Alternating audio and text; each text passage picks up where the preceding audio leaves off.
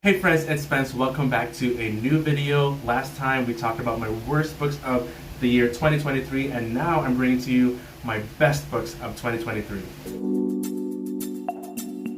I have honestly had such a great reading year last year, and they came from such different formats and genres that I'm just so excited to share them with you all. Now, it was super hard for me to reduce my list of favorite books to just 10, and there are a lot of great books that did not make it to my top 10, but I'll share as part of my honorable mentions. But I hope you guys do check out these honorable mentions. They're great. I can't discuss them in depth here because that'll be like a 5-hour long video. But if you are interested in having like an honorable mentions favorites video, just let me know in the comments. A lot of these books in the honorable mentions list are actually rated higher in my Goodreads than some of the ones that did make it into the top 10. But the books that did make it into the top 10, those are the books that I not only enjoyed in the moment and appreciated so much after reading it, they're ones that I'm still thinking about to this day, and they've just kind of stuck with me for a long time, that in retrospect, I think these books have had more impact than some of the books in this honorable mentions list. Alright, so honorable mentions for my best books of 2023.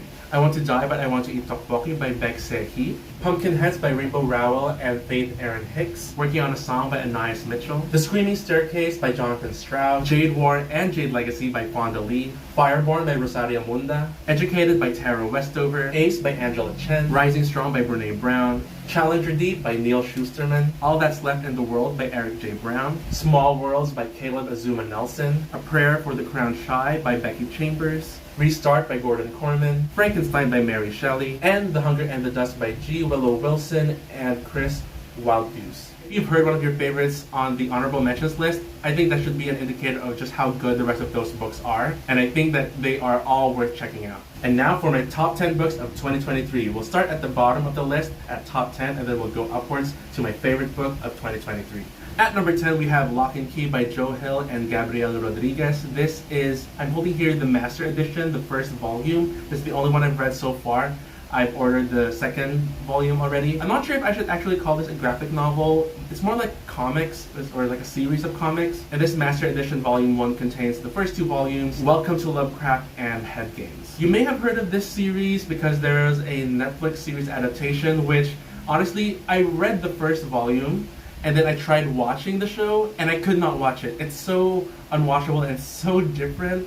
It's like a Disney-fied version of this because this story is so dark and so mysterious and so creative. I know I'm using a lot of adjectives, but this is just the perfect horror fantasy. It took me a while to get used to the art style, but then it kind of grew on me because it really fit the dark nature of the story. I don't want to give too much away about this book because it's so nice to just experience it and discover kind of the background of the characters as you go along. But in this story, we follow three siblings whose father has just been brutally murdered, and they and their mom move to this old house that their father used to own to kind of get away from their past and the trauma that they experienced. But this house is so mysterious and has so many secrets involving keys, as you could probably guess. That's all I'm gonna say. It's honestly so mysterious and so it's just so fascinating. The twists and turns in this book are so creative that with each issue that makes up like a single volume, there are like 6 issues in a single volume, there's just a new element that doesn't feel forced. It just feels so intriguing. Obviously, since this is just like the first Master Edition or the first 2 volumes, the story isn't over yet, but I'm already in love with this story and I'm excited to continue it. So it made my top 10. At top 9 is a poetry collection called If My Body Could Speak by Blythe Baird. I'm pretty sure Blythe Baird is a pretty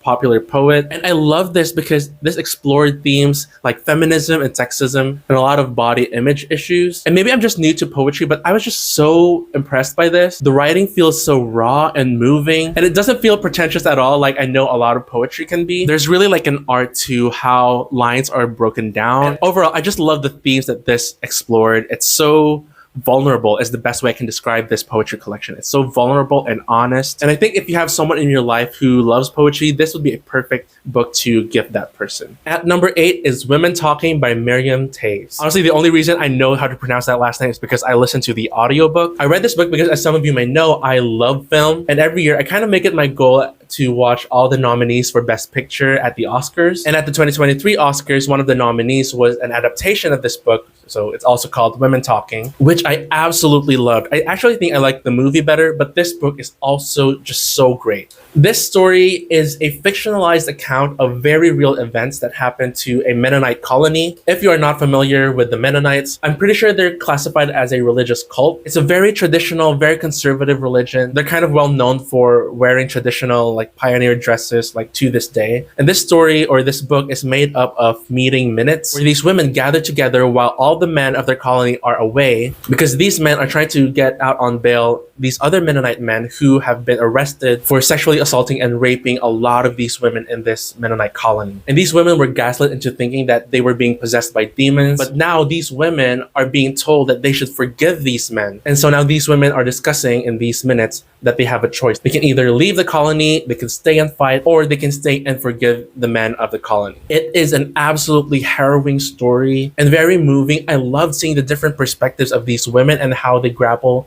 not just with their identity as women and caring for the welfare of the other women and children of the colony, but also how they grapple with their faith and how they respond differently to the events. Honestly, if I can't convince you to read this book, at least please watch the film. It's so beautiful. It's so gut-wrenching, but also full of hope. At number 7 is Awakening Artemis by Vanessa Shakur. I think this is a book that I talked about in my mid-year freakout tag. I think that's what it's called. And this is a nonfiction, and it's unlike any nonfiction I've ever read. And in this book, the author kind of explores how her healing from a lot of the past trauma that she's experienced has come from studying and getting to know plants.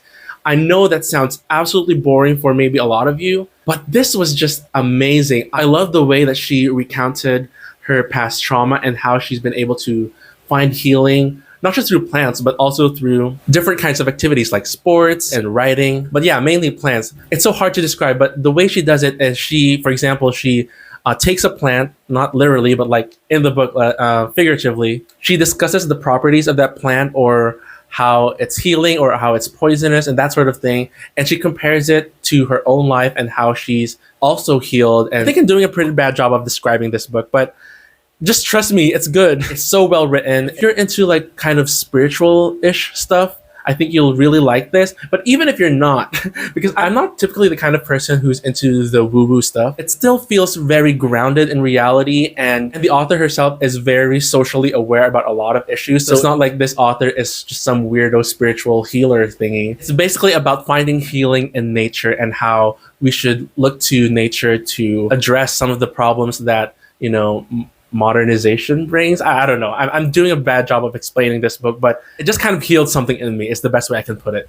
At number 6 is Spy Family. So like Lock and Key, I didn't finish all of the volumes. I just read the first 4. Spy Family is a manga by Tatsuya Endo. And I honestly didn't think I would love it this much that it actually made my top 10. When I went into it, I thought it was just going to be, a cutesy manga thing. I've never really read manga before, so I guess this is my first time reading manga, I think. And it is absolutely adorable and entertaining and just wildly funny. And in this manga, we follow 3 characters: a man who is a spy, a woman who is an assassin, and a child who is a telepath, but they are all hiding their identities from each other. For different reasons, they need a family to be a part of, and so they kind of enter into this arrangement, pretending to be a family, and then just chaos ensues. There's really not much else to tell other than that premise, and that this is just such a fun read, and I'm sure a lot of you have already read it, or at least maybe seen the anime, which I haven't. But if you've never tried this out, I guarantee you it's going to be a fun time. At number 5 is Chloe and the Kaishao Boys by Mei Koyuto. Now, don't let the cover fool you. It might seem like a romance, and it sort of is. Like, the romance is at the forefront of the story, but more than that, this story is about identity and finding out who you are. It's coming of age, it's coming into your own. It's about following your dreams and kind of how to navigate that when you are a Chinese Filipino. Hands down, this is probably my favorite Filipino written book of all time. I mean, it's gonna be hard to beat this one. Pretty sure this can appeal to a wide audience, but from my experience, or in my opinion as a homeland Filipino, this just feels so authentically Filipino without even trying. It's just so Filipino in the way that I absolutely loved. So in this story, we follow our main character, Chloe, who is Chinese Filipino. And in the Chinese Filipino community, they have this tradition of kaishao, which is basically matchmaking or making a lady and a gentleman to meet up and see if that will kind of go somewhere. So Chloe is being set up to meet all these different boys, but she also has dreams of her own of attending this animation school abroad. And so that's where the little line here comes in.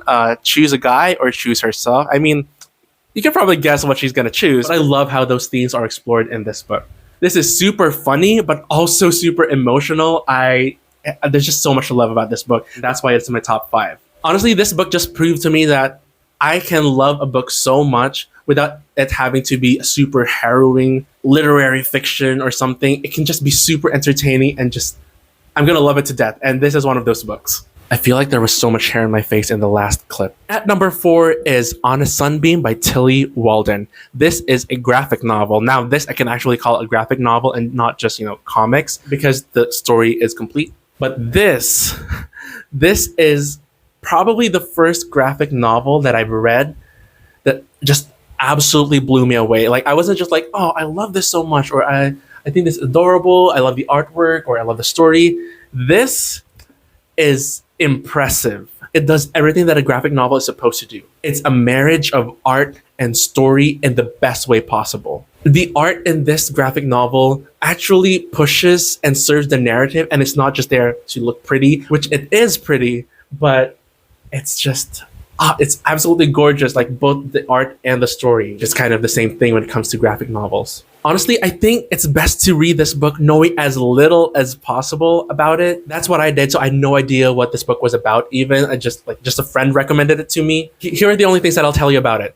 It's a slow burn sapphic romance, but also it's a very fascinating sci-fi. I don't know if you'd call it like a space opera, but it's definitely like a sci-fi set in space where the main character is part of this team that travels through different planets and kind of cleans up the debris in those planets. And that's all I'll say. Oh, there's also like a space school. So or a school like set in space. And there are no men. So like, read the book. At number 3 is Babel by R.F. Kuang. It seems like whenever I go to this side, my hair just like gets into my face. So I'm just gonna stay here. Okay, Babel by R.F. Kuang. I know that number 1, this is a well-loved book, but also it's kind of divisive because a lot of people say that the commentary here is shallow. But honestly, I can only speak for myself and my experience reading this book like for the first time and not discussing it with other people immediately after. I absolutely love this book. Like, you can see there's so many tabs here, and this is probably like the first book that I actually annotated. Like, I actually have writing inside it. Like, I don't know, I'm kind of proud of that. Like, this is a historical fantasy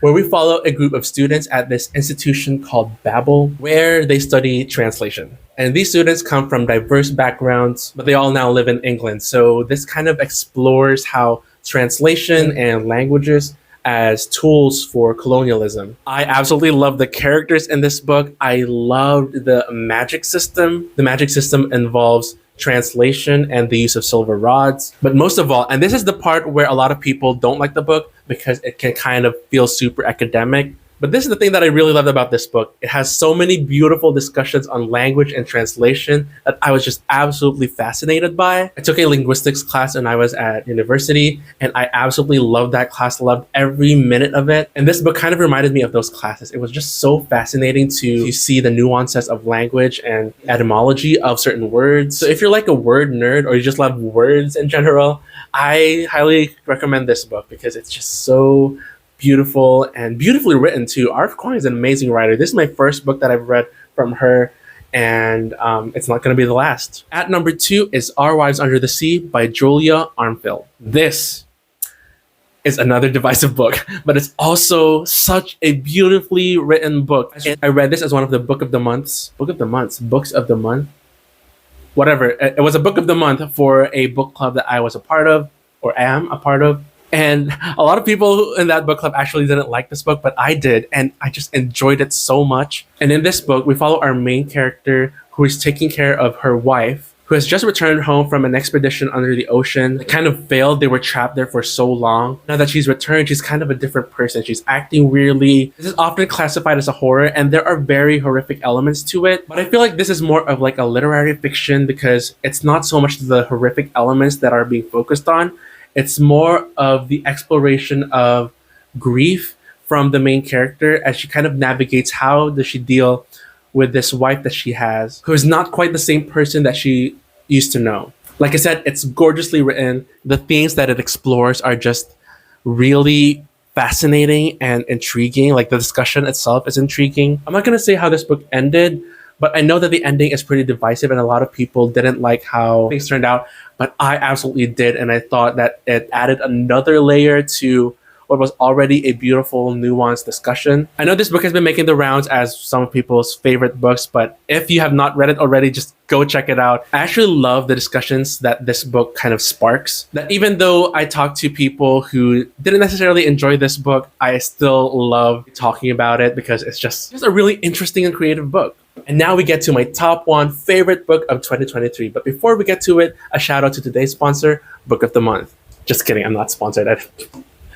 I wish. But anyway, I guess I should end in the middle of the video because I've been doing kind of this. So now I should end the video in the middle because I'm going to be talking about my favorite book of last year. And that is As Long as the Lemon Trees Grow by Zulfa Kato. This book.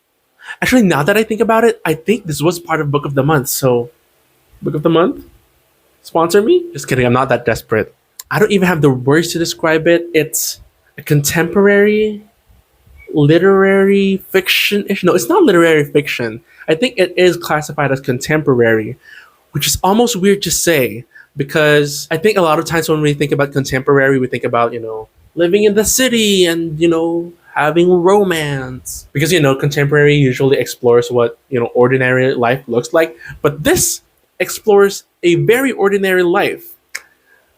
In Syria, that is. In this book, we follow our main character, Salama, who is a pharmacy student, or was, but she was forced to become a doctor of sorts or a medic because she is living in the midst of the Syrian revolution, which is actually growing on to this day. And she's just trying her best to use her limited knowledge or limited medical knowledge to help a lot of the victims in this revolution. And this book is as harrowing as it is hopeful. And that is a feat that not a lot of authors can do. This is a perfect balance of writing a story that's so real and so raw and so devastating, but you see such beautiful sparks of hope all throughout. There's always a silver lining that helps you endure the pain that these characters are going through. And this is also beautifully written. Honestly, to me, at least, it's a perfect book. And that's the reason it's my top 1. There is a romantic subplot, but it actually works. I don't know how this author does it, but